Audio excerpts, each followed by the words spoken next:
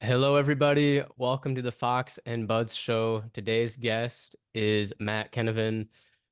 It's an absolute pleasure to have you on, Matt. Thank you so much for taking time out of your day. I know you don't really do interviews too much, so it's an absolute pleasure to have you on. For those of you that don't know, Matt is the creator of the Beer Dabbler and the Growler. And excuse me. He also owns the Dabbler Depot, which I've got to say is one of the coolest and most hippest places to get your liquor. Honestly, it's a vibe. I can't wait to talk about that more later on in the interview. You've also just recently opened the Seeds and Sesh, which is also just really cool. It seems like anything that we need for recreational use, we can just get from you, it looks like, which is just brilliant. Both of those places are located in St. Paul, Minnesota. And it looks like what you got coming up next is the Doobie Dabbler, which I've got to say is also just brilliant and I think going to be phenomenal for everyone here in Minnesota. And it looks like you also spend a lot of your free time too, providing firewood for the less privileged, which honestly, just thank you for doing that. That's just really meaningful. And I think honestly, a lot of other business owners could probably follow your example on that one. Um, Outside of that, right off the bat, would you just like to tell us a little bit about your background, where you're from? I myself am not familiar with like Beaver Dam, Wisconsin. So like, how does that compare to St. Paul and everything you've been doing over here in Minnesota? So my background is I grew up in Beaver Dam, Wisconsin, which is a 15,000 person town, small, kind of a farming community in the middle of kind of nowhere, 30 miles north of Madison, Wisconsin. And from there, I moved to Milwaukee and then to Madison, and then in those towns, I was working with the Onion News publication, and I decided to launch the Onion in the Twin Cities, which is what brought me here today. Now, what do you mean when you say the onion? Like the onion that we all know and love, or like Yeah, the satirical news publication, The Onion. that was you? That was me. Holy shit. Oh my God. Okay, well, I feel like I should just start bowing at this point because that oh my God, I you might be the first verifiable genius that I've ever had on here. Oh my gosh. Are you still a part of that then or like No, dude. So, all right. So, my first day at The Onion in Milwaukee, I walk in and a dude is rolling out of the closet with a 6 foot bong and a big heap of smoke behind him, and I'm like, this is cool, So that was my first day, and my last day, uh, the Onion changed and kind of got sold off and pieced off, and the Twin Cities ended up selling off to the Pioneer Press. And Mm. my last day, I still held true to my beliefs and my stances there, but it wasn't the same organization that I started with. Working for, I guess, what would be the man. I feel it. Do you have anything to say about like the inspirations behind the onion and what you did there?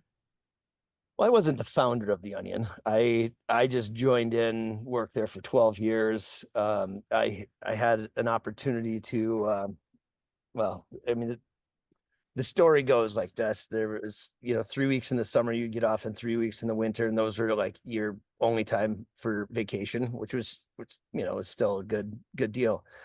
Um, we had a group meeting in Chicago, and there's this girl from New York who lived in Wayzata, Minnesota, and we just started talking or whatever, and next thing you know, I'm like giving her a ride back to her parents' place in Wayzata, and that was my like first intro to Minnesota, and I'm like, I gotta move here, like it was just insane, like going to places um that I went to with that much money that I have never seen before. And it was just kind of like, holy cow, this Minnesota thing is like, it's where I gotta be. So I put in some requests to start the project up here, and within a matter of like 2 months, it was all systems go. And a lot of my A lot of the people that I worked with, had businesses in Chicago, had businesses in Milwaukee and Madison and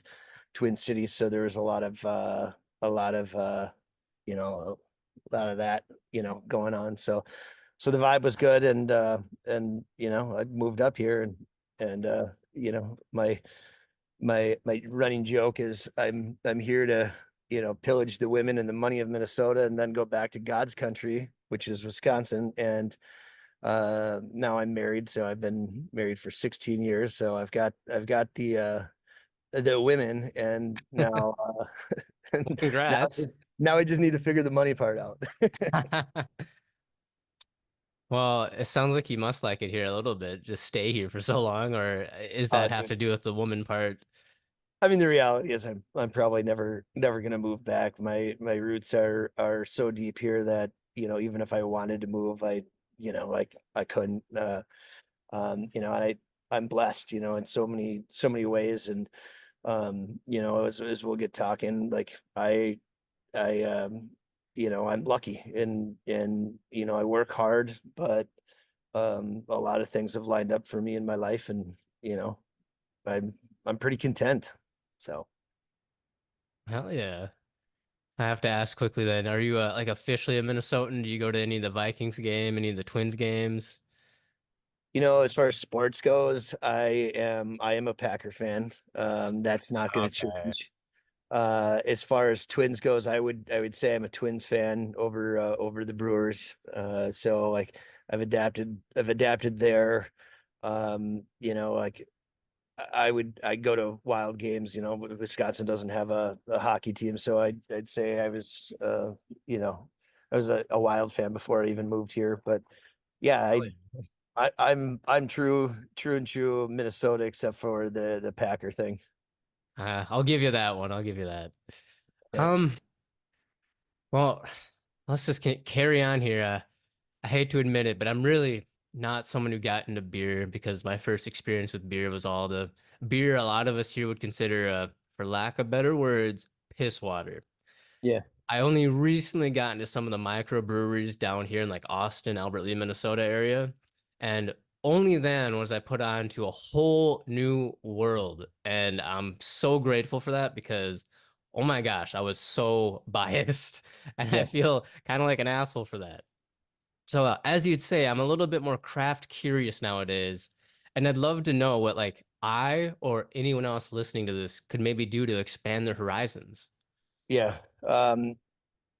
Yeah, let's talk about that. So when I lived in Milwaukee, I my local brewery was Miller Brewing Company. So like it it was my local brewery. It wasn't, like this national massive conglomerate that everybody else would see at the time. So like Mm. that's what I grew up with. So over the course I I did the same thing. And when I got to Minnesota, as I said, with the talking about the girl, I met a girl who worked for Summit Brewing Company, and you know, I faked it.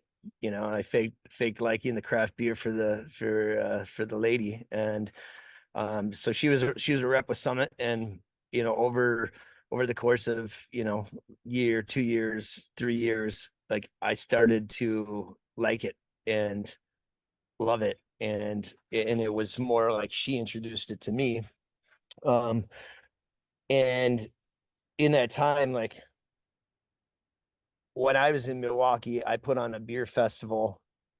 Actually, it started in Madison. When I put on my first beer festival in Milwaukee when I was living in Madison, and like I had a ball doing it. Like it was a ton of fun. And when I came up here and worked with the Onion, I did another charity beer festival, and I did a series of them, for I don't know, maybe 2 years, like very small versions of a beer festival. And I really like doing that too.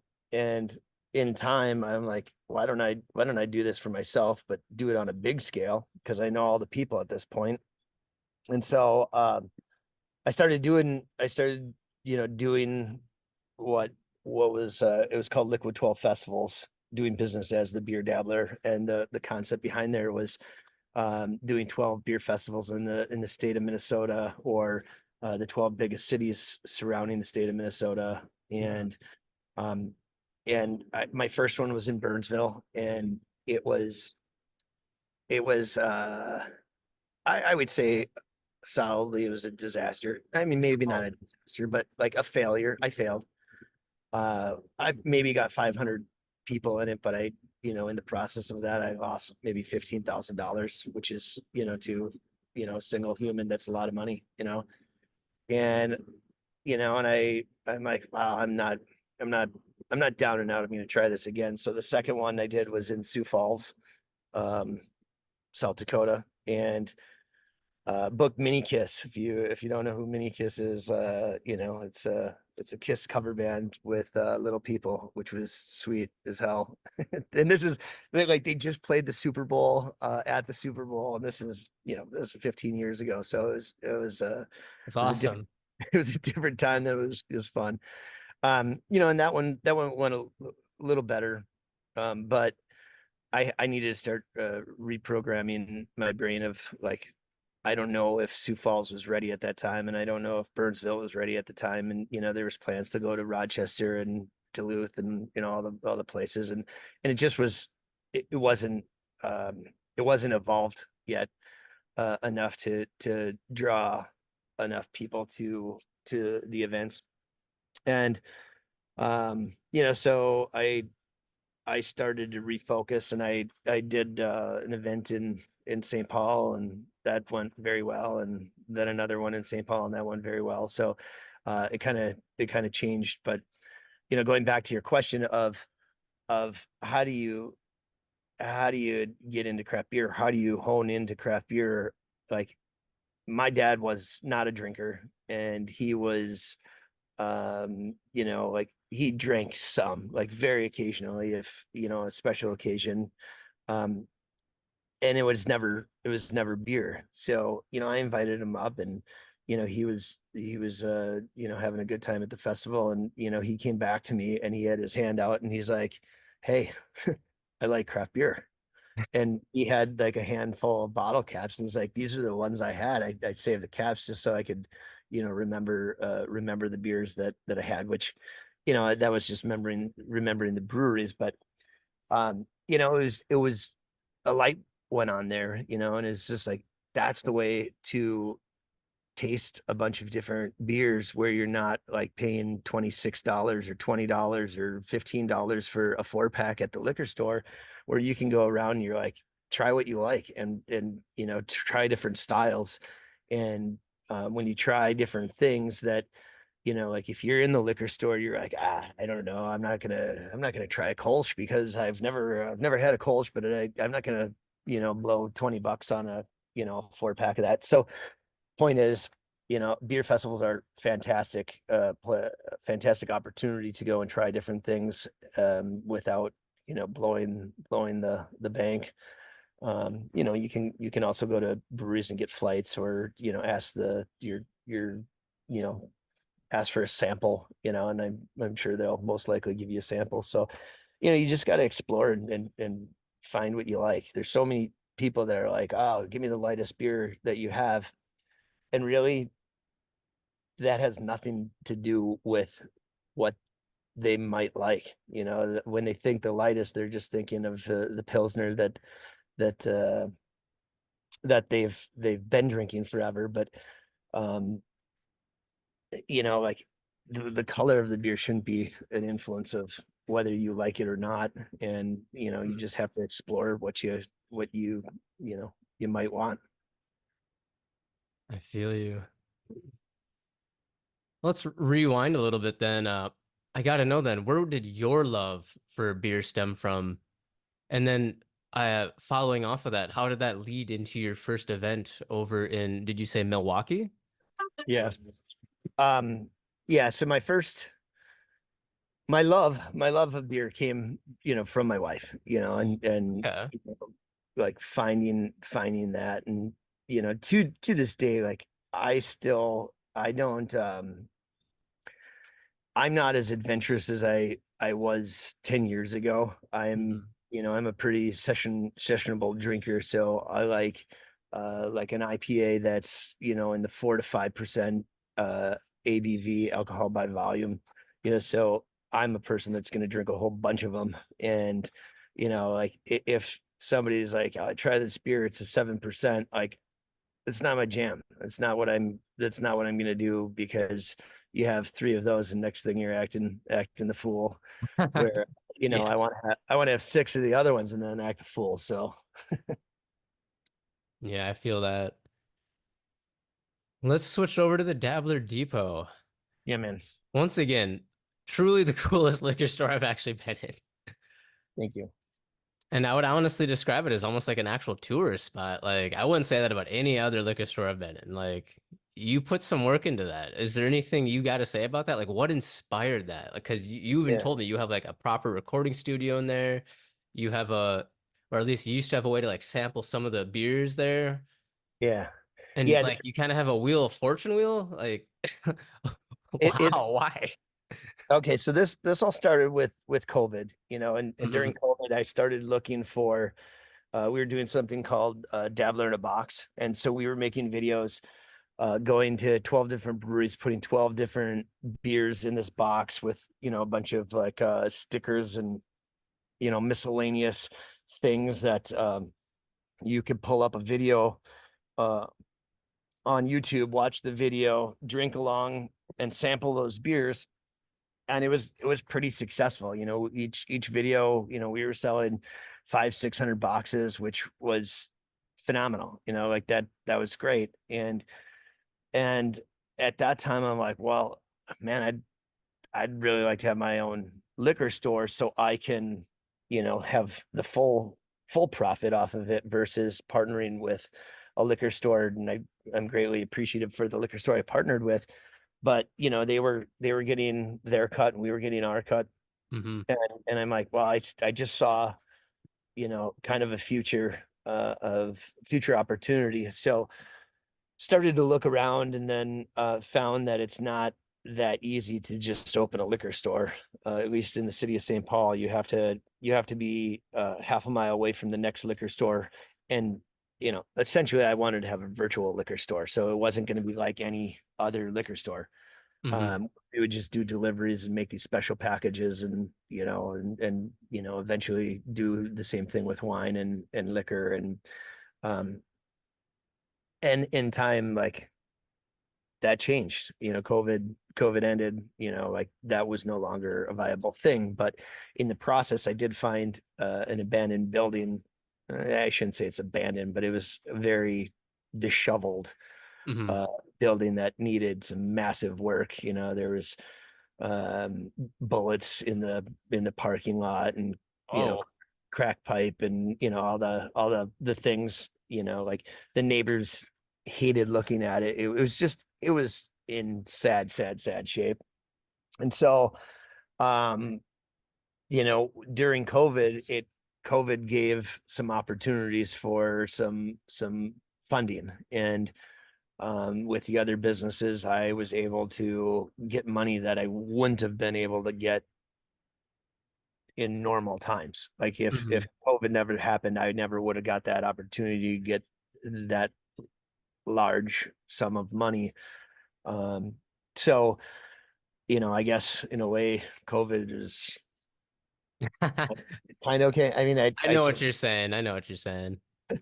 you know, so it was, it was the start of the business, and start of the liquor store business. And when I kicked that off, I was like, I'm going to do something that nobody else is doing. I'm going to do it in a way nobody else is going to do it. And I had people coming to me and they're like, hey, like distributors, and they're like, here's our program to map out the doors and show you how to, put the things in these spots. And I was like, nah, we're sorry, thank you, appreciate you, but we're not going to do it that way.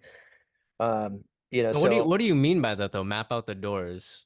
like a distributor will come in and say like, oh, here's all our products, and here's a door where you open, and we're going to put this brand here, this brand here, this brand here, and tell Hmm. you how your cooler looks. I got So you. I changed the way, and as far as I know, I'm, like, who knows, there could be somebody else that's done it this way. And now there is, because they've seen us do it this way. Hmm. But like, my doors are, here's the IPAs, here's the stouts, here's the, like, from left to right, we got the singles, then we have, this style of beer, this style of beer, this style of beer, this style of beer in the door. So instead, all the other liquor stores are like, here's all the Surly product next door. Here's all the Summit product next door. Here's all the Miller product, and do I have domestic beer? Sure. I do. But when I have domestic beer, it it's not like, Bud Light. You might have the 6-pack, the 12-pack, the 20-ounce bottle, the case, 20-ounce. Yeah, like, there's a million different packages for Bud Light, and Hmm. they have, in normal liquor stores, they have all those packages, and it's just like, that's stupid. We have a 12-pack and we have a case. That's it. Like, there's no, like, let's get the Halloween Bud Light out, and let's get the, like, it's, dude, 12-pack case. Simple. So we have two doors of domestic beer. You can find most of the domestic beer.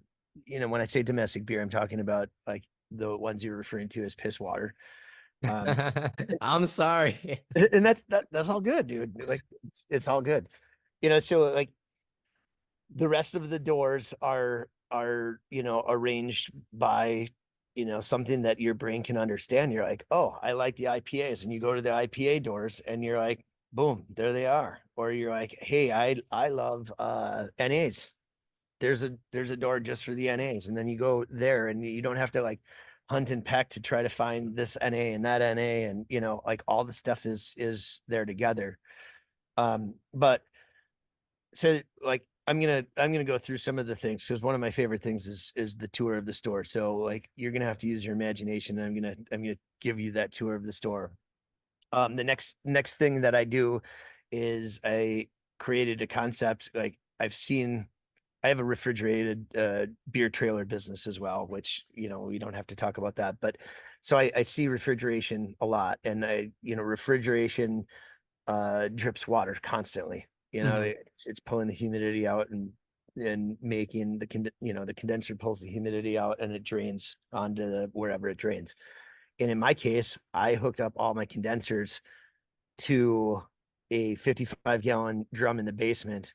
And so all the condensation that my coolers make goes into the basement, into a 55-gallon drum, and then I pump with a pump to a plant wall that's on my wall. So it's a flowing plant wall. So it's a three tier um, plant wall that I made out of gutters.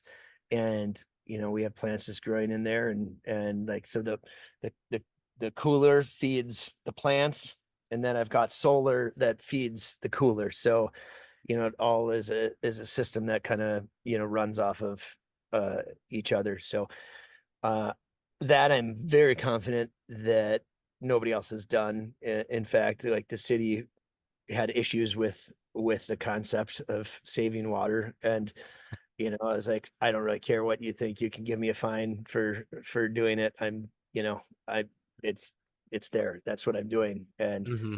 they needed all these backflow preventers, and all this bullshit that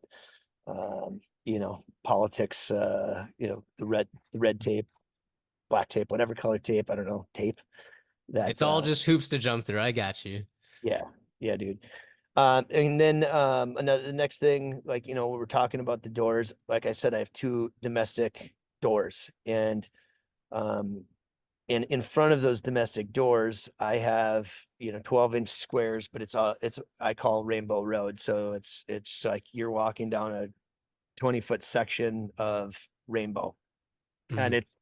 it's cool, but there's a meaning behind that as well. And like, i'm I'm not I'm a straight man, but I also believe that everybody has rights to be who they are. And like, there's a lot of people in this country that are afraid of rainbows and think it's the worst thing in the world. And, these are humans, dude. So like when they're going for their domestic beer, because I'm stereotyping what kind of beer that is, they have to walk down Rainbow Road and grab their Bud Light, Miller Light, whatever light, and and it's fine. Like subliminally, I'm trying to make them feel differently about like their beliefs without pushing it down their throat and saying like you must appreciate gay humans, dude.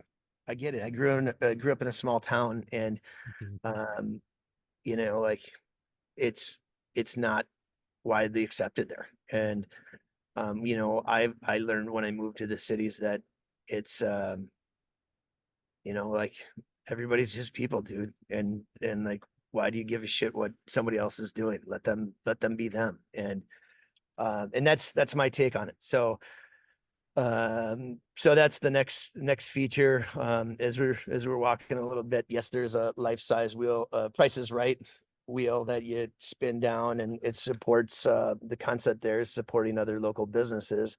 You might find when you spin it, you might win a car wash, you might win a chiropractic you know session from down the street. So like not only do I want to bring people into my store, I want people to go to the other stores that are, in the neighborhood to support them as well. So that's a big angle of mine where, at that chiropractor down the store, I give them free coffee, and they only give like little cups away, and they do it like 2 or 3 times a week. But I want them to give their customer a little coffee, and then hoping that will convert to them to come to my store and buy a donut and buy coffee of a regular size. So um yeah, I'm very into the community aspect as that goes. Last year I won the Good Neighbor Award. St. Paul gave away 5 awards, and one of them it's called the Good Neighbor Award. And it stems from like, hey, when it snows, guess what? I've got a skid steer. I'm gonna go plow my neighbors, aprons of their driveways, or mow their lawns, or like I said, I'm blessed, and I've been gifted a lot of things in life, and it's my way of giving back. I know you're going to want to talk about the firewood, but there's more than just the firewood. I do food drives at the liquor store.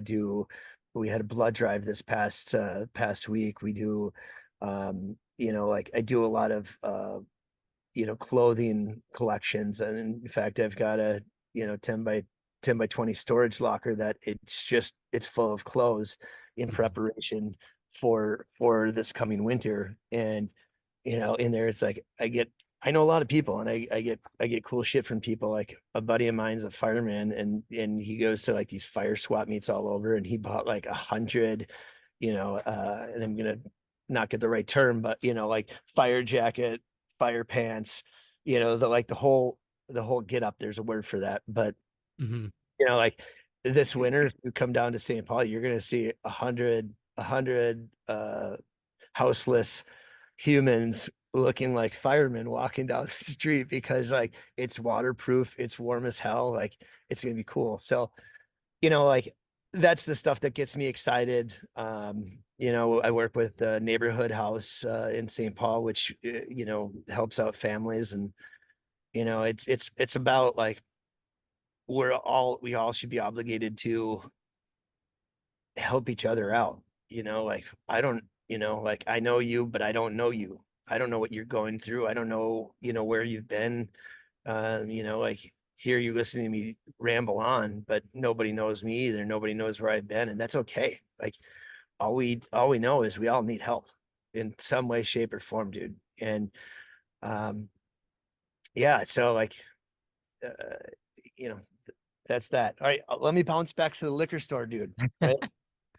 In the liquor store, I said the wheel, that's great. Yes, I got a 8 tap tap wall there, so people can sample some of the beer before they buy it again. Going back to how do you discover what beer you like? Well, like just try some, and you can come into my store and try different flavors and see if anything strikes your fancy. And it might influence you to buy a different beer that you wouldn't have purchased before. So the tap hall's there. You'll see, oh geez, you're gonna see a 7-foot hams bear in there that was carved at the Winter Beer Dabbler a few years back. Weighs hundreds of pounds. The chainsaw carver then took it back to his place, painted it all up, and it's just like it's a life-size replica hams bear, and it's a one of a kind, and it's badass, dude. Um, then you get to my studios. So in multiple stores, I've got multiple studios.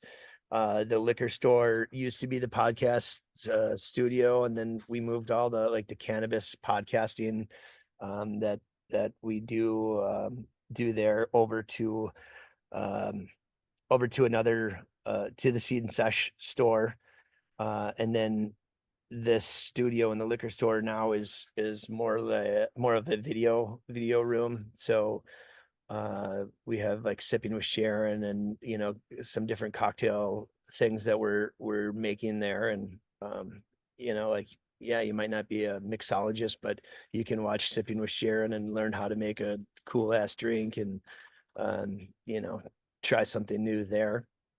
um so the studio also like can be converted into like a small tasting room. So say you have 10 friends and you want to do a wine tasting or a whiskey tasting or a THC tasting, and we clear everything out, and then boom, you can sit down, get educated and learn about any of these products that you want. And I do a lot of like giving to um 501(c)(3)s or galas or things like that. And we earmark that as a $600 experience, and all the liquors included. And people will do silent auctions. They'll raise money for the galas, and then we supply the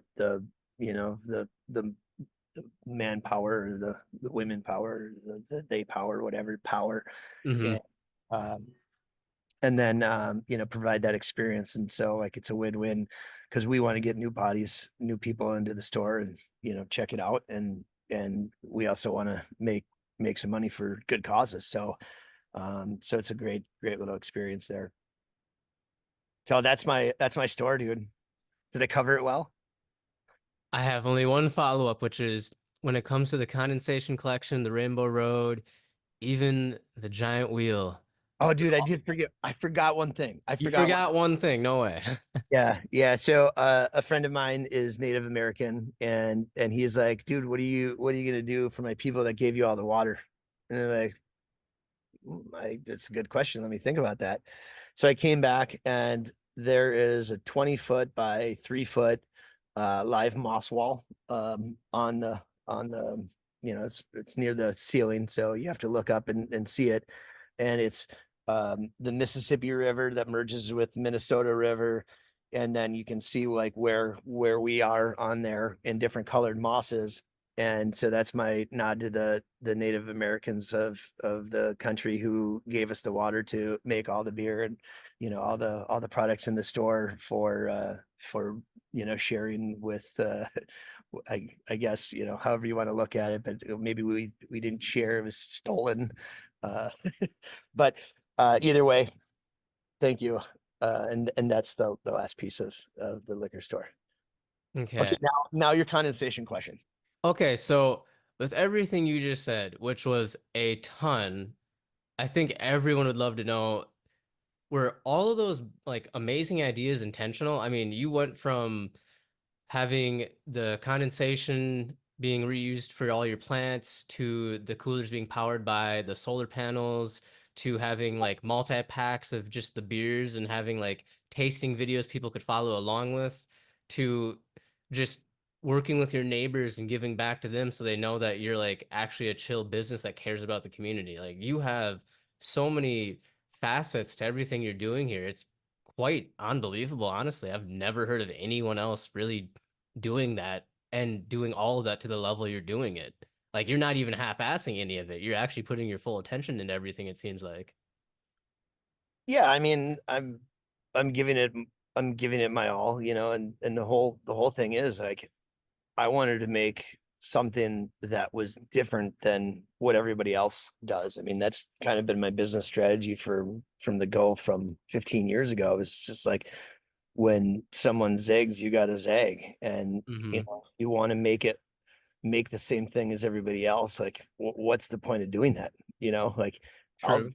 I'll tell you straight up, like if you want to work yourself, like if you just want to build yourself a job, that's one way of starting a business. And doing something that's like amazing is not just building yourself a job. It's doing things different. Like, I mean, I'll admit I would spend not a ton of time in the store, selling because I don't know about the product. I hired smart people to work the store to be able to tell the story. I think that's probably the biggest reason to come to my stores because, like they're gonna like give you a whole bunch of knowledge and treat you well and make you want to come back and like so I mean those are all pieces to making a successful business in my opinion. I like building stuff and then moving to the next thing. Like there's always the next project, and then you just kind of you check back and you rely on the good people that you have to run things. Oh yeah. So like from the get-go though, was it like the beginning goal or part of the initial plans to have like the solar panels and everything? Like was it Yeah, all just that thought out? yeah, we sat down. When I say we, some of my folks that were still at the Growler, you know, brought them in, and we just had brain session storms and just like trying to figure out like what would make this store so much different than every other store. And um, we had wacky ideas. It's just like putting on a beer dabbler. Like over the years, we've had snow luges, we've had snowball fights.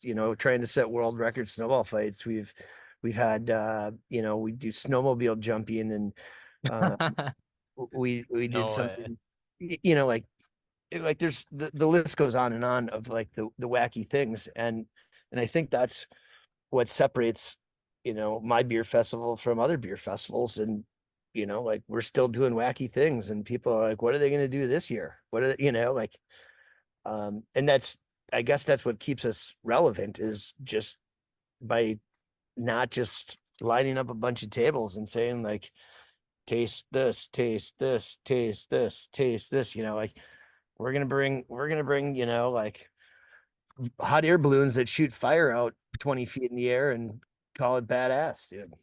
Oh my gosh, you're like the Burning Man of beer at that point. That's what I'd like to think. Yeah. That's crazy. Okay. How did you go from the Beer Dabbler and the Depot to the Doobie Dabbler and Seeds and Sesh? Has cannabis always been a huge part of your life? I know when you take a look at them both from like the cultural aspects, they're very different. Even chemically speaking, they're very different. So it's just fascinating to see that you kind of have your hands in both of those different industries. Have you find that there's a lot of similarities, a lot of differences? And is it something that you're able to make as much of a community impact with as well? Like I know you have the podcast and stuff going on over there too, so I see that one avenue. But even with legalization kind of having taken effect and with licensing kind of kicking off this month, have you been applying for that? Are you going to be opening an actual dispensary, or like what are your long-term goals there too? A lot of questions there. A lot of I know, I know. let's start this. Let's start this. Like back in the day, I toured with Fish, been to so many Fish shows, uh, been to been to more Dave Matthews shows than I would care to admit. Um, so like from a younger age, cannabis has been a part of my life. And um and as I grew older, it became less part of my life. Hmm. And then I grew to this stage of my life, and it's back, and it's not like the difference probably between you and me is like I see you have a drink there, and it's probably a low dose drink. Is that fair to say? Yeah. It's actually just seltzer water. Okay. All right. Which But is I will admit, I have a volcano right in the corner that I chief on every day, and I mean, I was one of the people that was invited to stand behind walls when we legalized it. It's a definite part of my life. I was the apparel head for Tommy Chung for a few years. Like, I yeah. love me some weed. Yeah. So okay, so like at some point it started to change for me, and it made me feel socially awkward to like Oh, do it. And I don't know why. Like it just happened. And so like I kind of moved away from it. And the last like I don't know, 3 4 years, like almost every night I'm definitely taking a gummy, or I'm taking a drink, and that's to sleep. And so like I'm using it for my health and my wellness, because I've battled chronic pain with a pinched nerve in my neck. Uh okay. and it's like if I don't have something at night, I'm like sleeping like this, and then I wake up and I'm like, oh my God, oh my, like it hurts more than one can imagine. And like my hands constantly hurt. My body Mm, hurts. And so now I'm using it more so um for the wellness part of me. Like I take like I'll I rarely smoke, but when I smoke, it's more of a CBD type type product that is going to be, again, not giving me the high that causes my awkwardness, but it's again more for wellness. But I you're got like, so why did you start this store? Like you also asked me a question that I saw before. Why did I start this store? Um, it's important to me to not be a dictator in business, and say this is the path we're going down. Like I'm actually pretty against business plans, because if you have a business plan that says this is where your path takes you, well, you. I'm probably the only dummy that's gonna say like I don't like business plans. And that that to me gives me an opportunity uh to choose my own adventure. And when I choose my own adventure, like one of the most crucial things in business is people. And you need to have good people. And I found some good people who are crazy passionate about cannabis. And if you want to keep good people, if you want to keep people motivated doing things for your business, you better let them steer the ship, because you don't want to sit in the back seat forever. So, there is some young talent that I have in my organization, and they're passionate about cannabis. And so like, okay, let's do that. If that's what keeps you here, let's do that. I sent one of my kids to cannabis college, and like something he wanted to do. Like, do I want to go to cannabis college? Hell no, dude. I never want to take a test again in my life. Mm. But he wanted to learn. So it's like, all right, go do that. And that's kind of the loyalty you'll get from people when you treat them how they should be treated, and let them let them have dreams too. Like, is it my dream to open up a dispensary? No, it's not. But am I? Maybe. I mean, probably. Like, um, it's it's an interesting market. I mean, the plan has been for the last year plus is definitely we were gonna, open a grow shop, and open like do more of the sciencey thing. And like as this progresses, it's kind of an insane thing now. And it seems cutthroat, and it seems like what the hell? Like, do I really want to do this?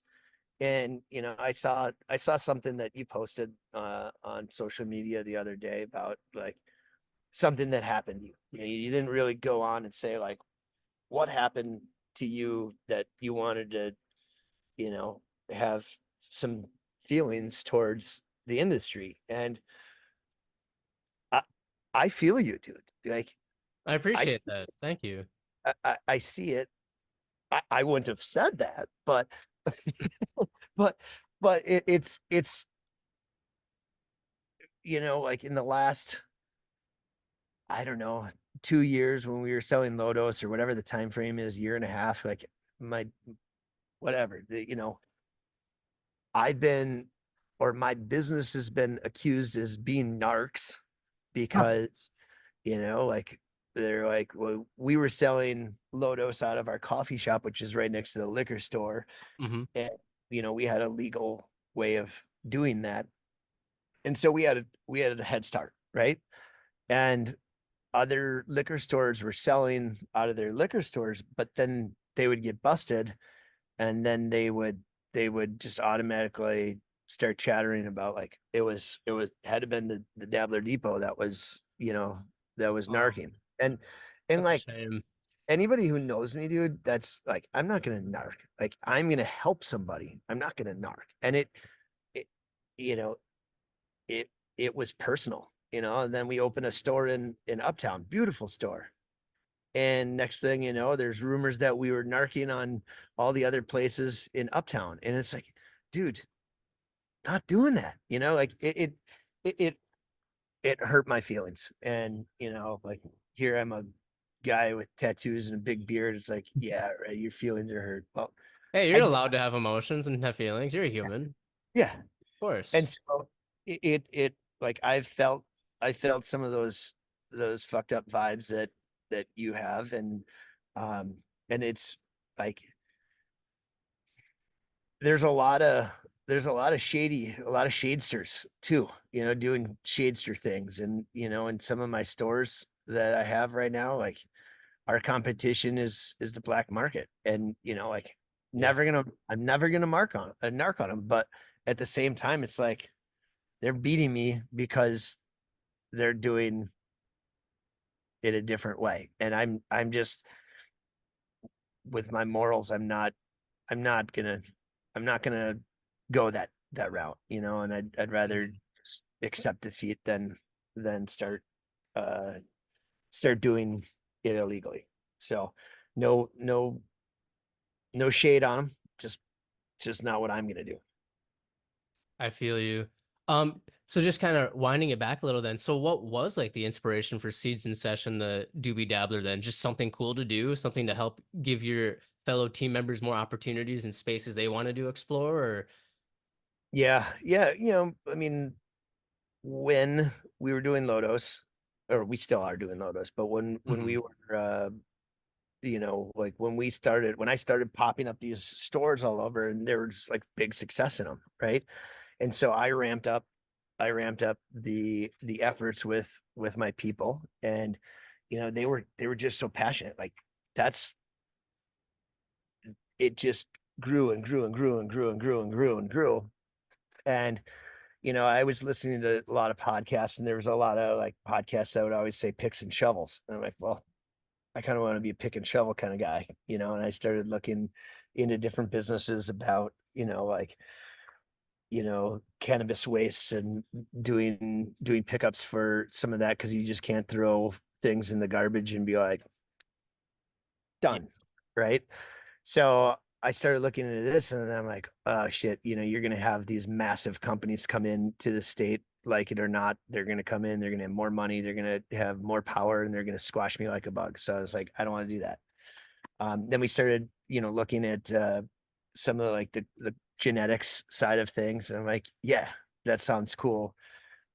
Because my guy was like, yeah, I'm just super into, genetics and making clones, and, doing this and doing that. And so like we've had a dozen different business plans, and, all of them, are in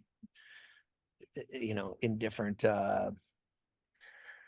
and it's all in limbo. Like, I don't know what we're going to do because, like, I mean, frankly, you see the color of my skin, it's going to be hard for me to get a cannabis license in the state of Minnesota because it's going to be hard. And, I'm not saying boohoo for me. I'm just saying, like, I've never been arrested. I've never been, like, I, I'm just at, I'm not in a very great spot to get a license unless I partner with somebody in that way, shape, or form. And that's like Mhm. a pretty hard thing to do if I'm only 35%, owner of a business. And so, like, honestly, I just don't know what the future holds. I know, like, the Seed and Sesh store it should be a dispensary for somebody. Like, it's a killer space. It's built out. Like, I spent 20 grand on doors. Like, like, it's it's not normal doors. It's the buzzer doors, and like the whole thing is just geared up for a dispensary, and in the neighborhood that's in. Like, low dose isn't what people want in that area. They want the real deal. And um so, like, I stuck a lot of money into that store, and if it's not me, it's gonna hopefully be somebody else that I turn the keys over, and Mm. and sell like what I've got into it to make a cool space. I'm that's that's what I said, dude. I like building things. That's my passion. And, like, if I showed you, like, you can see this is my backyard. Like, I'm building this Yeah. massive deck right now, and then there's my koi pond. It's a I don't know, it's a 15,000 gallon koi pond. I went to school for landscape design, uh, landscape horticulture design. Um, like, I like building stuff. Like, my hands, if you looked at my hands, you're gonna be like, yeah, bro, you should wash your hands. And like, that's just what color they are. Like, that's where my passion comes in. And if my people are like, this is what we want to do, this is what I want to, what they want to do. All right, I'll build it for them. And then that Hell makes me happy because I'm building something, and then I can go build the next thing. So I'm not one of the dudes that's like total cash grab kind of guys. Would I like to one day get ahead in financially? Yeah, sure, I would. But, like, it's I'm not the big bad wolf that's knocking at the door, and that big bad wolf is knocking on the door in this industry. I rambled. I don't even remember the question anymore, so hopefully I No, answered. you touched it. You're good. Man, there's just you got a lot going on, brother. Yeah, yeah, I do. I love to see it though. So let's rewind a little bit. We were talking and you said that correct me if I'm wrong, your event in Burnsville you said was kind of a failure. Yeah. What do you mean by that? Like, what was your goals? How did you plan for these events? Did event running come naturally to you? Is it something you just kind of have always wanted to do? When it comes to Burnsville, what changes did you make then and implement to then make the next event more successful and get to where you are now with the Beer Dabbler and the Doobie Dabbler? Yeah.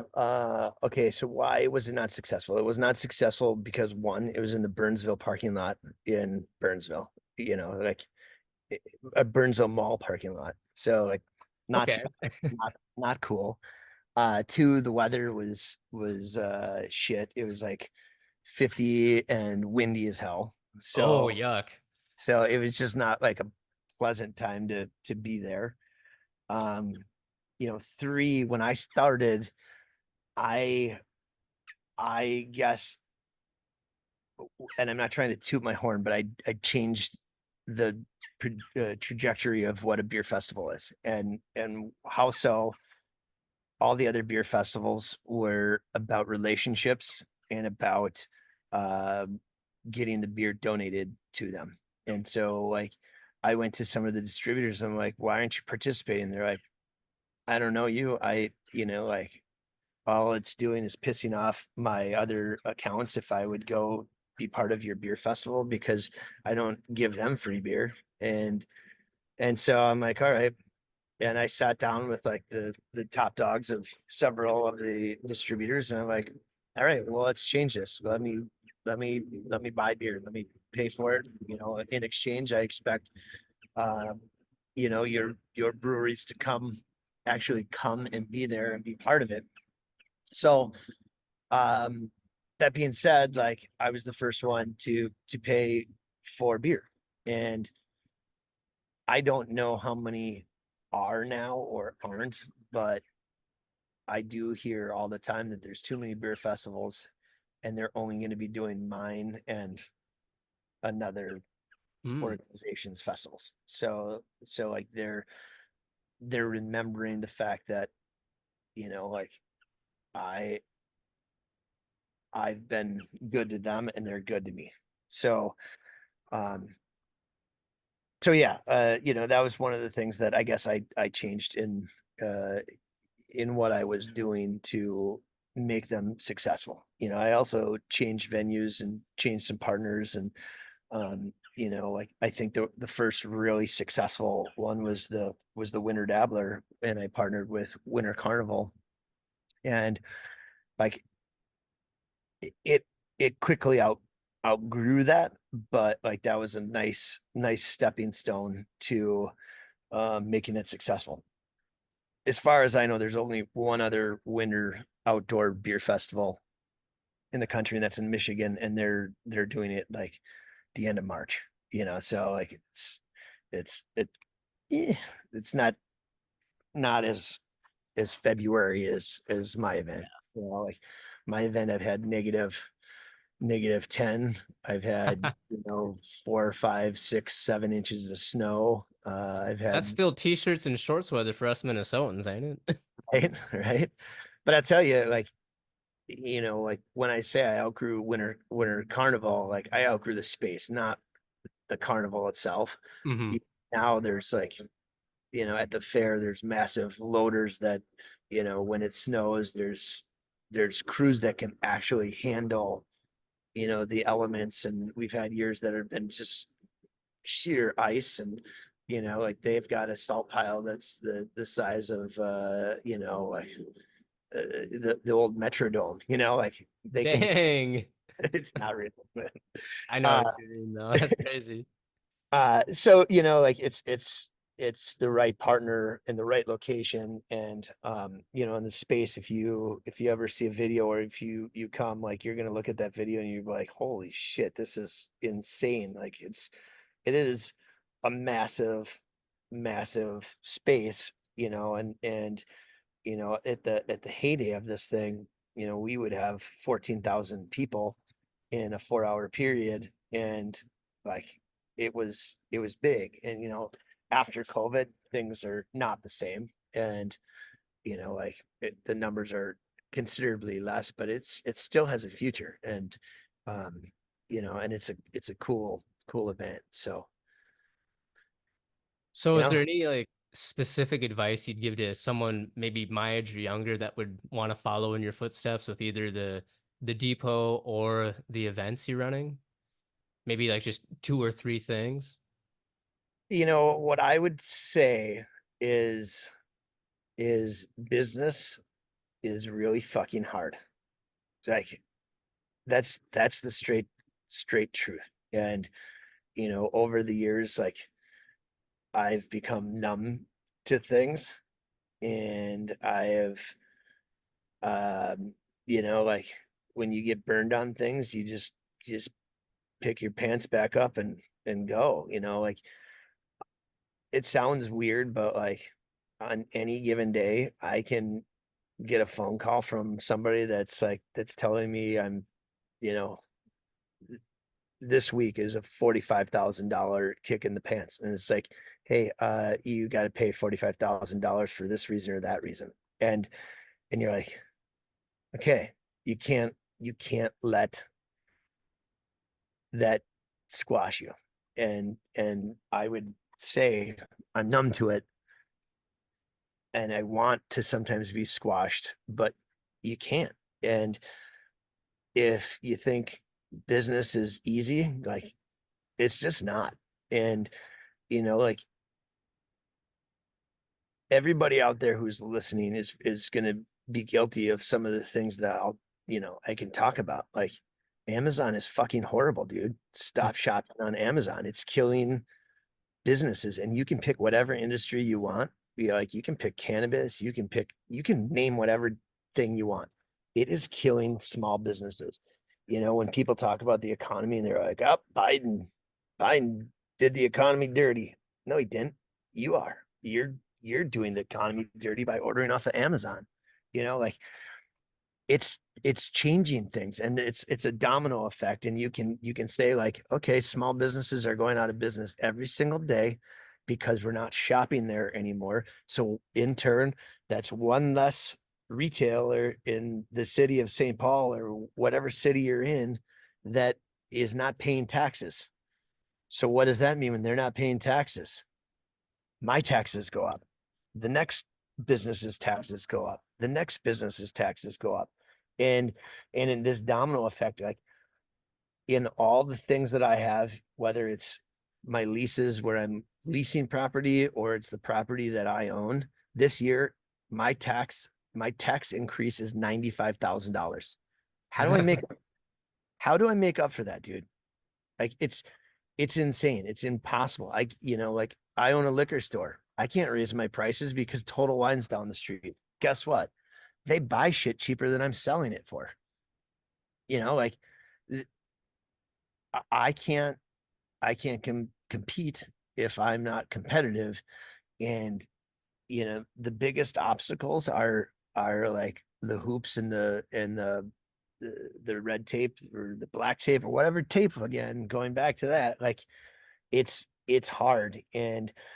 Um and like uh, I don't want to discourage anybody from being a business person, but I want that person to really think about it like long and hard, because if you work somewhere from 9 to 5, dude, I dream of that.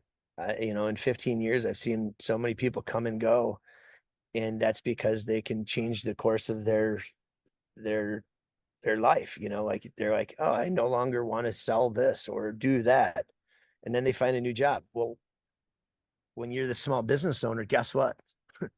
You're going to do that, and you're going to like it.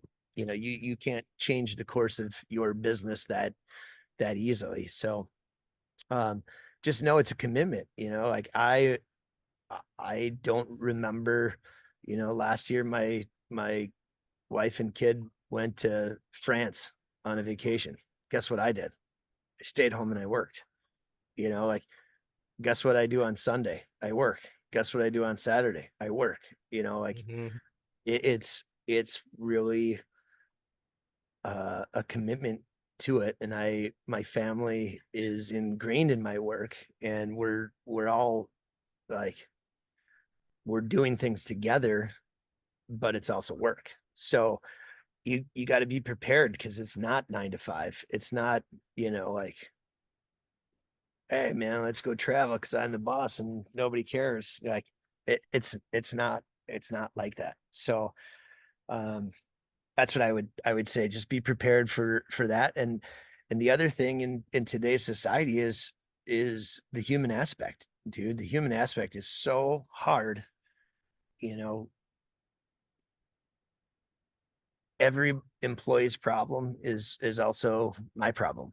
And like I when we opened the coffee shop, I can't tell you how many people in the beginning were just like, no show first day, just didn't Ooh. show.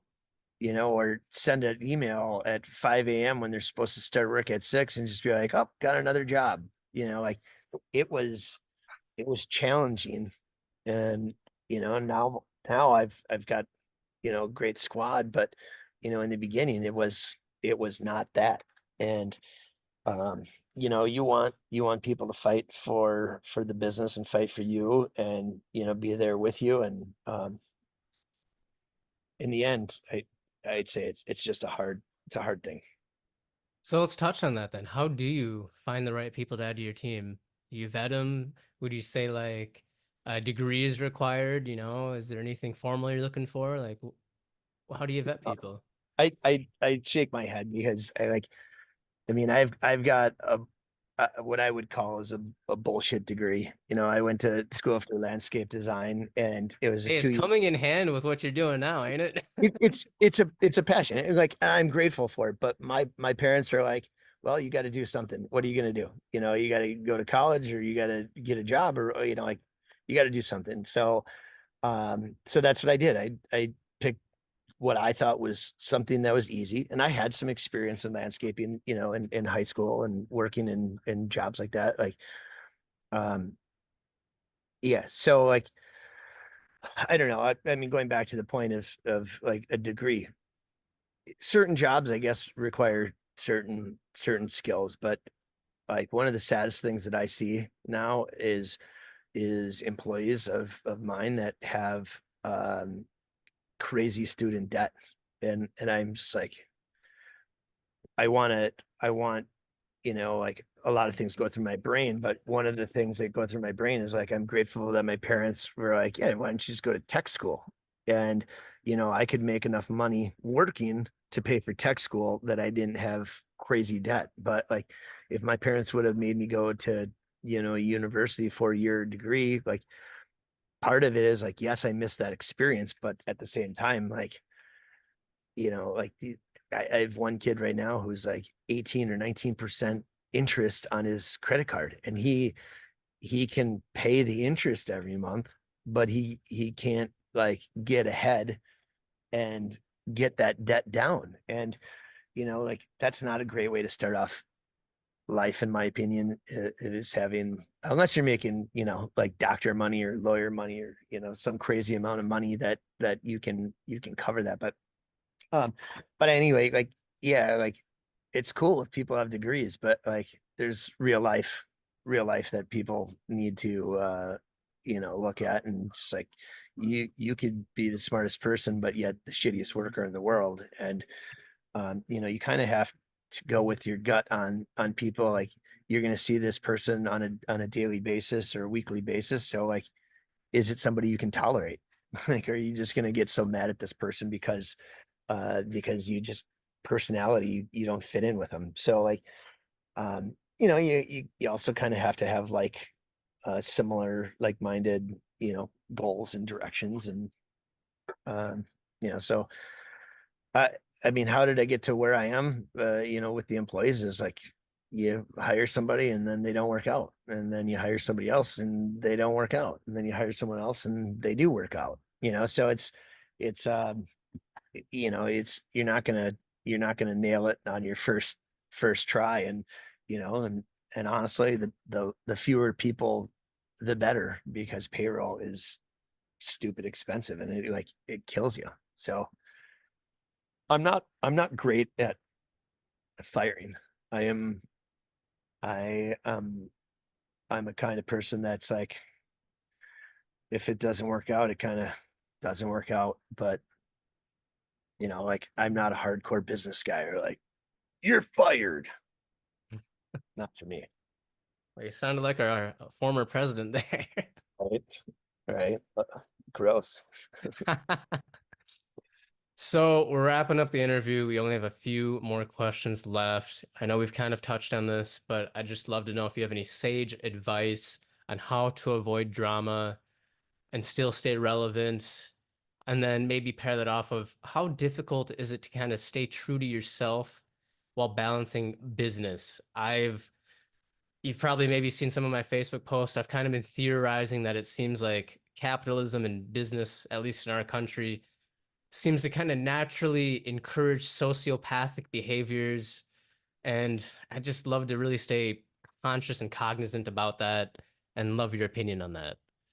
Yeah. You know, I think I think in business it gets personal really easy. And and I think that, you know, like you all heard the saying about don't back a badger into a corner. Like in when people's welfare and life, like everything they put into something is on the line, they're going to do crazy shit. And Mm. um and sometimes like people don't recognize who the true enemy is. And, like a quick little story, and I'll try to make it quick, but I have something called a fuck nicks list. And a fuck nicks list is there's a fella named Nick who who ultimately, for whatever reason, was a pain in my ass and had it out for me, and he was just a real dick. And so uh over the years, he wasn't the only one. There's been a bunch of them, but these fucknicks ultimately kind of turned into good business partners Hmm. and good associates and good, like, for whatever, we touched on this earlier. Like, you you don't know what somebody else is going through. You don't know what their day was like before. You don't, like, you don't know why people choose to do things. And um I'm not saying I'm perfect. I've done some dickhead things. I'm sure. Like, I'm sure if you look around, you'll find somebody that just doesn't like me. But I think that it's how you rebound from that stuff. And it's like, even if somebody's completely off the hinges at you, like, it's how do you react to it?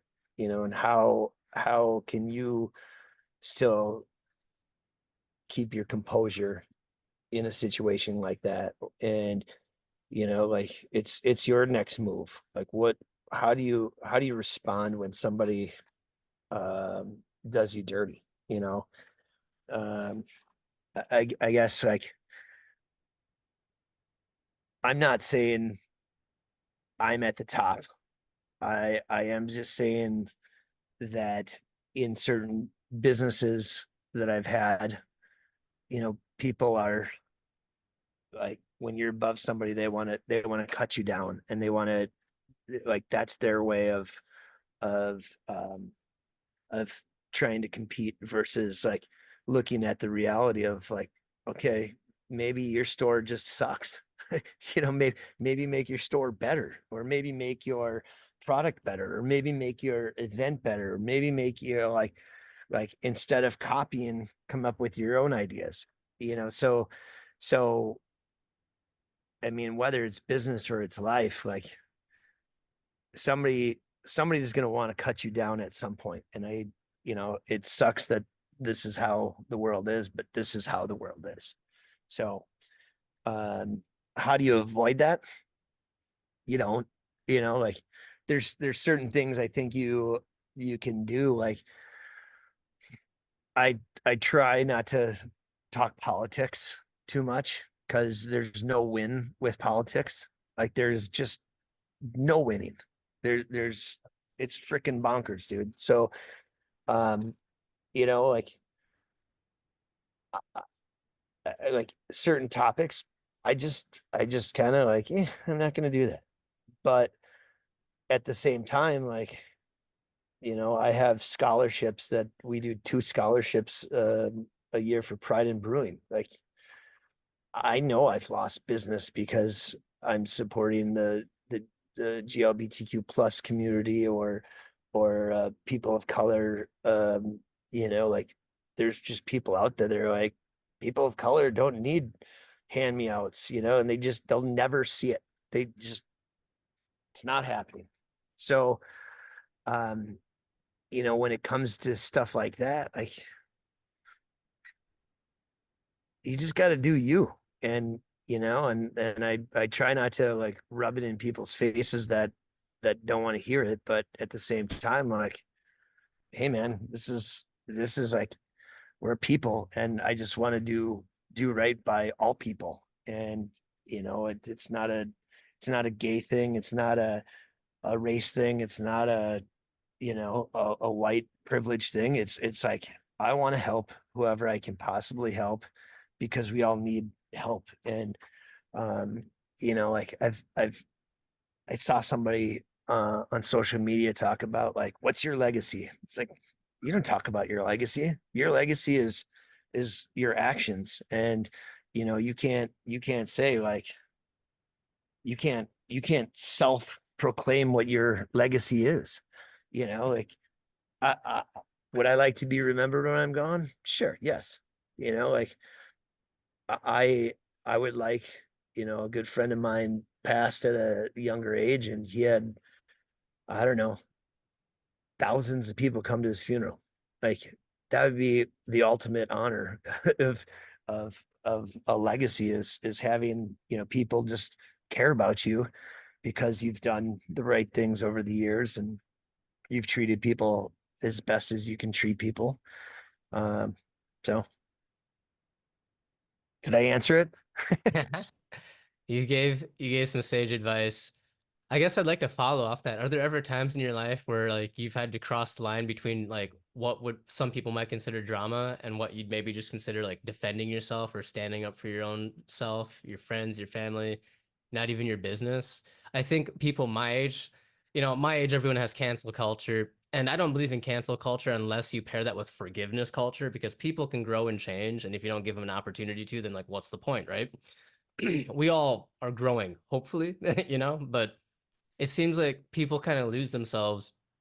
They get wronged in some way, and maybe it's legitimate, but then people either are like, oh my God, you shouldn't stand up for yourself because now you're feeding the drama, or just other weird shit. Like in business, I feel like it's really hard to balance that.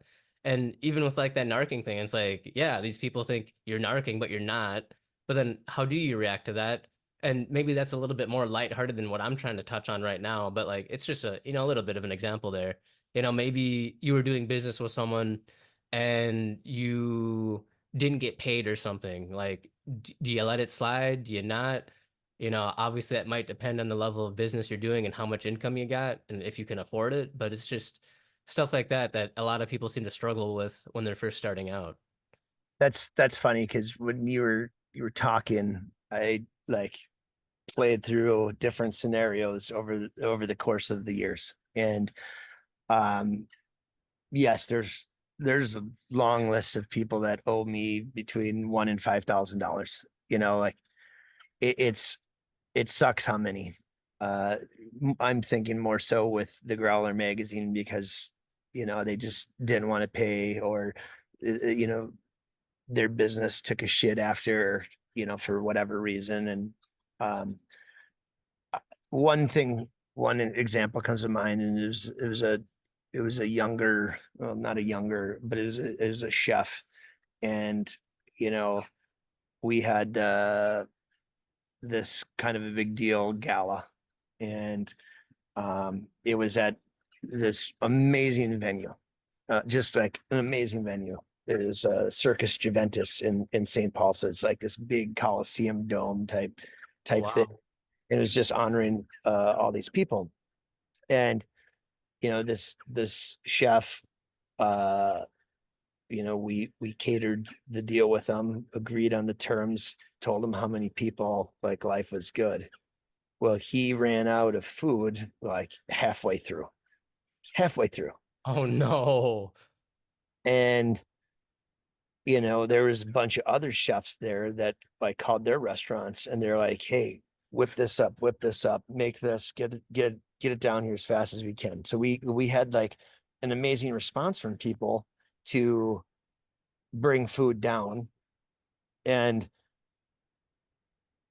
after the event, like, well, actually during the event, the guy was like, he literally was crying. He's like, Matt, I'm so sorry. Like this, like, man, I let you down. I'm like, yeah, you kind of did. Like this is horrible. And he told me he's gonna make it right.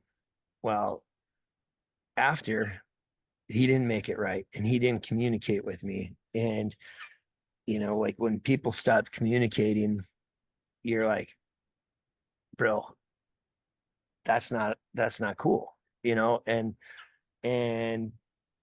ultimately, like, I'm not a suing kind of fella, but there was conversations about like you gotta make this right, at least pay for the food that all these other chefs brought, and um and he didn't. and he got a lawyer who is from some other state, and he's just like, this lawyer is like, you can't talk to him anymore. I'm like the fuck, I can't talk to him. Like, he owes me money. So I would just send him a text and just remind him. You're like, hey, happy Christmas, or happy Halloween, or happy Valentine's Day, like, and I'm not like asking for money, but I'm just reminding him that, like, I'm still here. I remember, and like, I'm not trying to ruin his life, but at the same time, like, I'm just going to remind him, and I'm going to remind him that, like, you screwed me over. Um, and and 2 weeks ago, I had a generator stolen. It was a $6,000 generator. It was maybe like 3 weeks ago, and and these dudes, like, all of a sudden stopped talking to me. And when it got stolen, like, within an hour and a half, we went out and bought a new generator, like, made a new cord to run the beer trailer, and, like, got him back up and running. Then later that day, they ran out of water because there were water trailers for an event, and, like, boom, hustled, got more water for him, like, again within an hour. And like, I crushed it for them. And then, like, when it came time to, like, you owe me for the generator, nothing.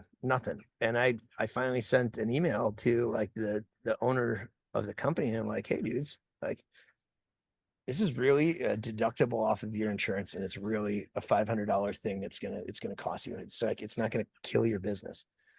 And like, they play games. And he's like, yep, my insurance company said that they won't cover it. And I'm like, oh, give me your insurance company's name and number, like, let me talk to them so my insurance company can talk to them. And they're like, everyone's full of shit. And it's just like, you got to own up to what you do. And like, in the end, principle is an important thing for me. Like, i'm I'm again, I'm not gonna like crush someone's life, but at the same time, like, just be fair and honest. And, like, if you don't have money, say you don't have money, but don't just, like, get weird and like, all of a sudden now lawyer up because you screwed up and you did.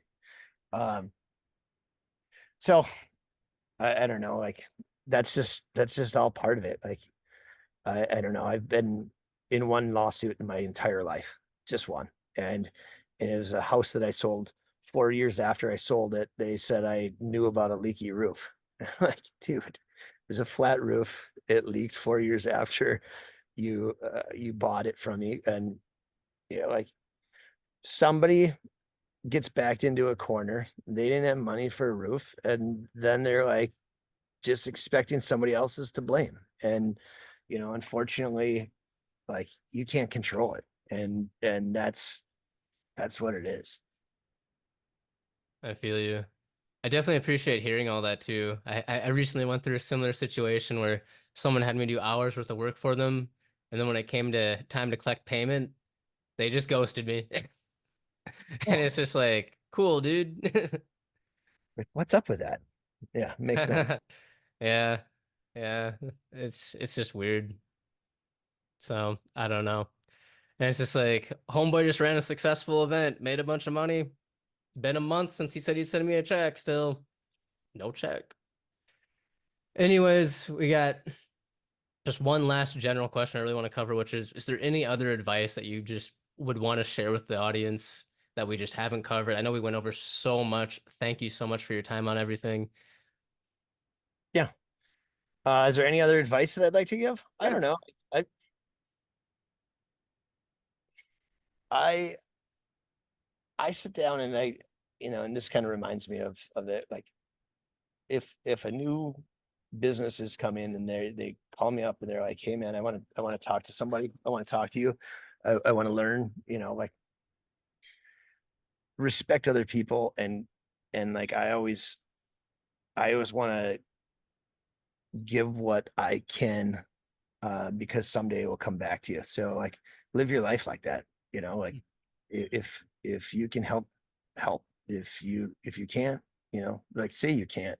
But um, yeah, I mean, the best thing to do in business and anything is just, like, just be real and don't be a shithead.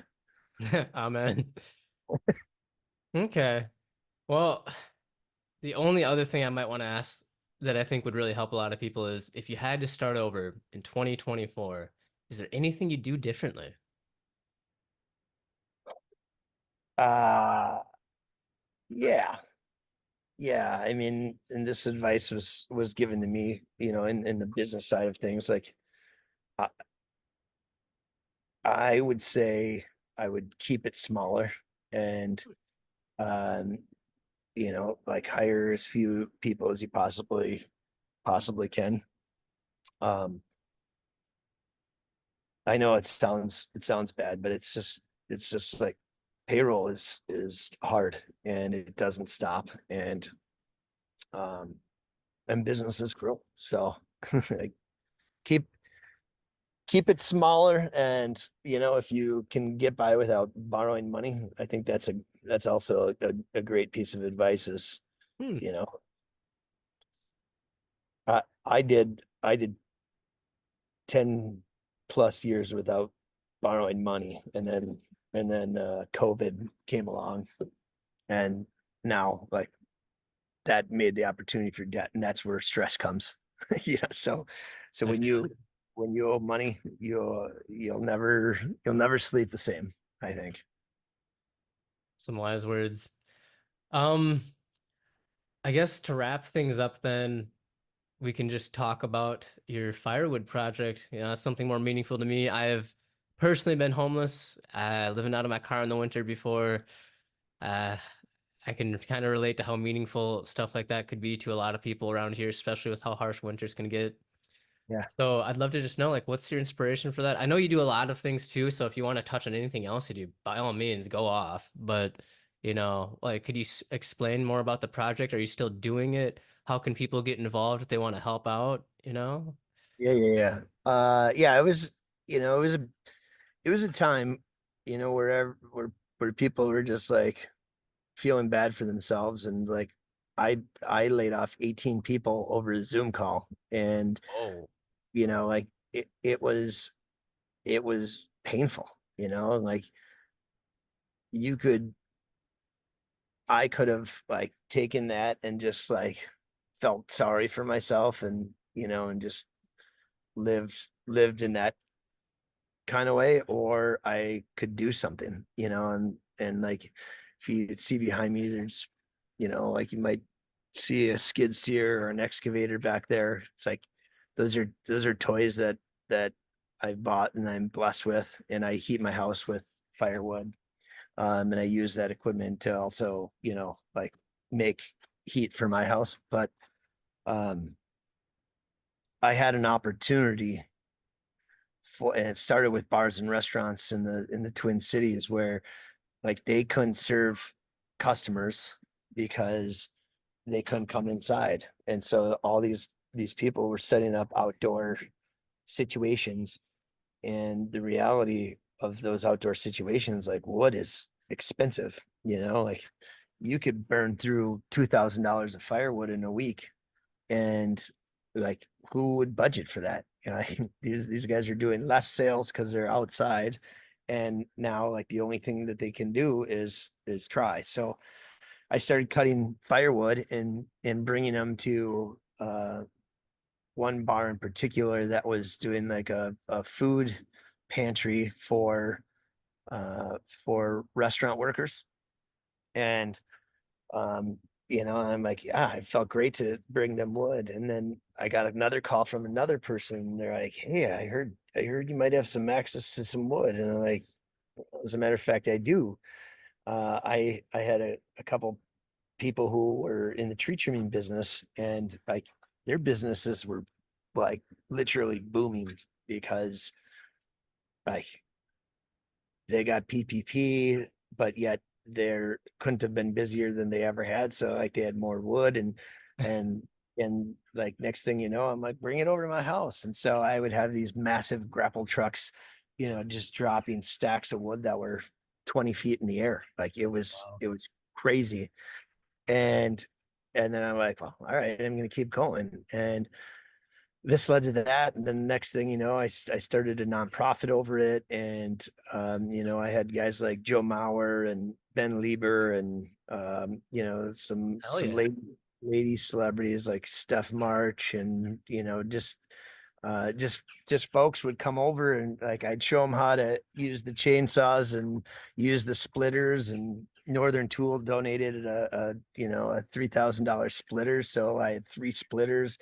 And yeah, it just kept going and going and going, and I was taking multiple dump trailers out on a daily basis to to bars and restaurants, and I'm like, we got to do uh like homeless stuff. And as I saw the camps growing, um, I would just bring in dump trailers at a time, dump them out, and they'd have the community cook spots. And George Floyd Square was another place that just never ended. Their fire never went out. So I'd be bringing wood there, and I'd get calls from like families or people that knew families. They're like, hey, these guys don't have a pot to piss in, so I'd bring wood to their house. There'd be like food donation sites at churches that I'd bring firewood to, that like the volunteers would like the cars would drive through, and but the volunteers would have the fire pits next to them. And like whoever needed wood, it was just like it was nonstop, never ending.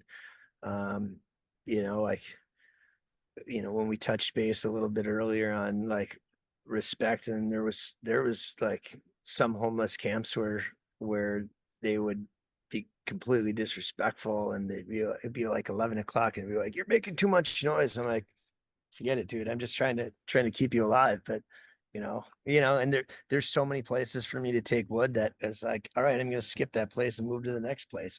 Next, like the people that wanted the wood. So I would get crews of 10 people to come over and help. And some people, like, wasn't their jam to uh, do the physical work, so they would bring food. And like I got the celebrities involved um because I needed money. Like this operation, like I would go through $1,000 in fuel in a week. Like it was it was insane how much this stuff was costing. And like I told you, I'm not a big, I want to be in a spotlight kind of person. um so like I stepped out of my bounds, and that was because I needed money. And I got these celebrities to use their influence to get people to donate money. And it was great. Like during the pandemic, people were just throwing money, and I had a lot of friends that gave a lot of a lot of a lot of cash to keep the operation going. And then like one of the unfortunate things about it is like pandemic ended, and I'm still doing like clothing drives, and I'm still doing firewood. And like if I was during the pandemic and I do a social media post, I could get hundreds and hundreds of likes and donations and comments and all that stuff. And then when the pandemic ended, it's like if I threw a post out, you know now that I'm like, yeah, I'm still doing the homeless thing, I'm still taking firewood to camp, and it would be crickets. I mean, like you'd get no money donated, and you get no love. And you like, and I'm not doing it for love, I'm doing it for money. So yes, I still do it, but it's in a totally different way. And I have to go out and I have to search for clothes. And a lot of my friends are like, oh, we just cleaned up my closet or my parents' closet or whatever. And I'm like, yeah, I'll take it. And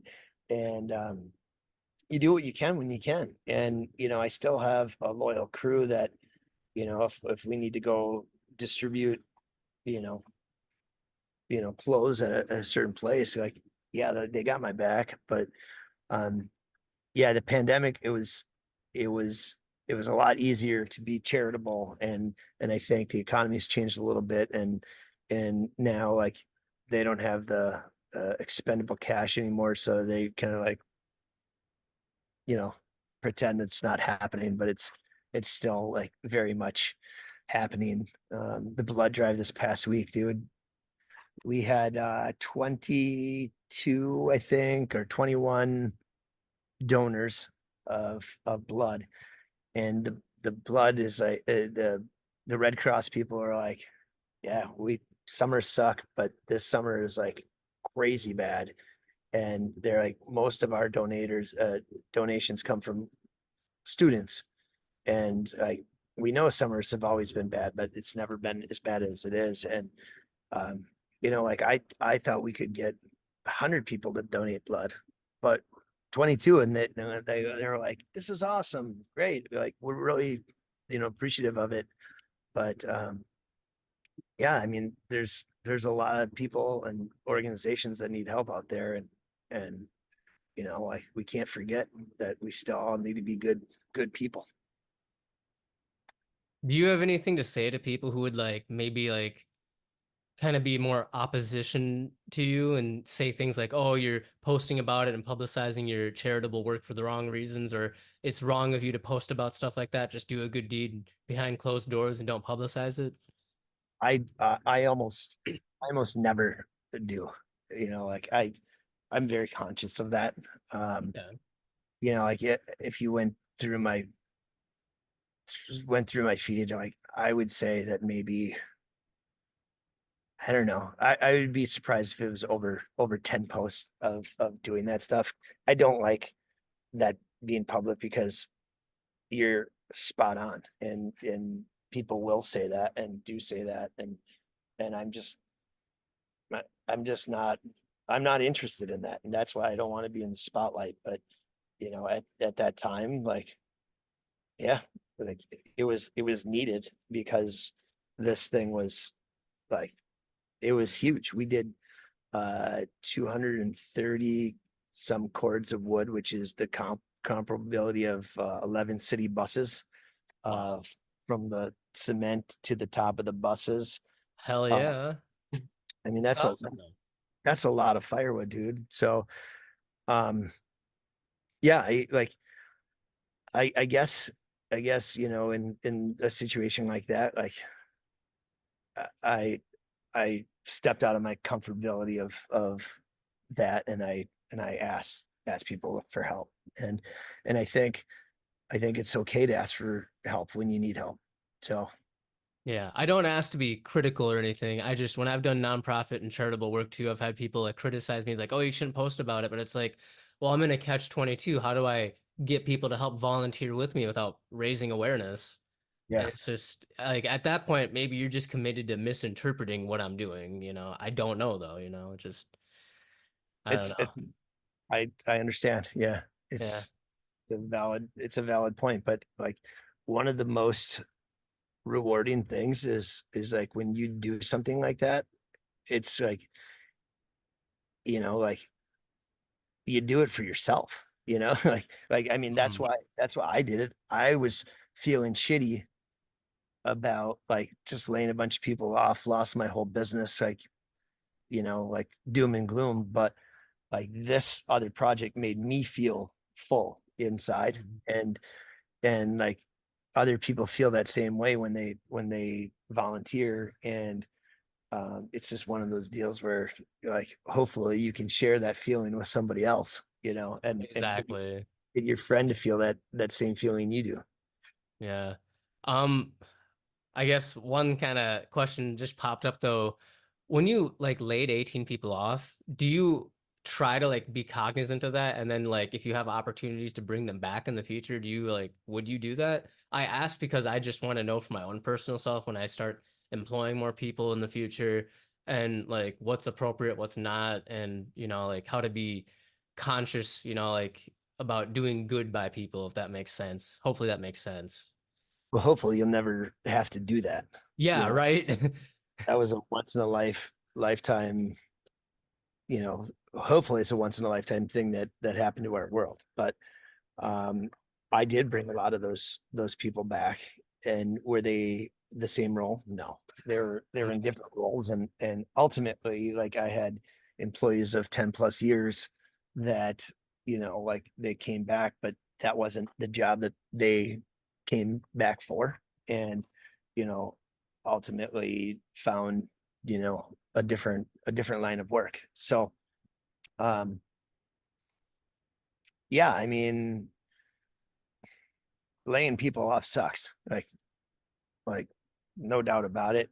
And like, if you like somebody and want them to work for you, like, you ask them to work for you. And if you have the right job for it, you have the right job for it. But if you don't, you don't. Hmm.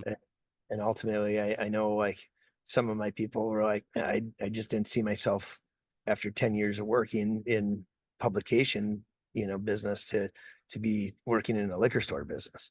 And Mhm. so the game changed, and so did they. So you make ends meet where you can and try to amicably kind of part ways where you can as well. I feel you. Yeah. Well, I'd say that kind of wraps everything up then, unless you have anything else you want to say. Maybe you want to shout out everything you do. Otherwise, I can post all your social media handles and links to everything in the description of the video. Well, hopefully somebody at the end of 2 hours is still going to be listening. I'm sure there will be. You are a wealth of knowledge, my friend. I've learned a lot, and I think everyone who'd tune in would actually find this extremely valuable, man. Like, thank you, seriously. Well, you're welcome, and hopefully nobody is. I didn't offend anybody or anything, and Oh no, and you're fine. I'm not going to get the negative kickback on it. And Oh no, man. I'll go up to bat for you, man. You've been extremely PC, extremely accountable. It's been an absolute pleasure to have you on and chat with you and get to know more about you. Of right on, my friend. Thanks for thinking of me. course. Until next time, dude. Right, Peace. signing off.